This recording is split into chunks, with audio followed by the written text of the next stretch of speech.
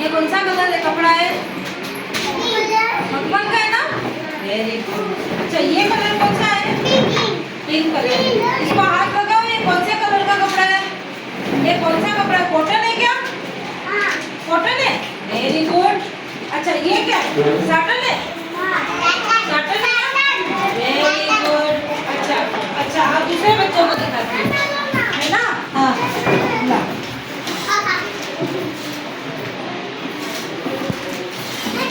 ये कौन सा, इधर आओ बेटा। अच्छा इसको हाथ लगाओ। ये कौन सा, कॉटन है क्या? कॉटन है। Very good. ये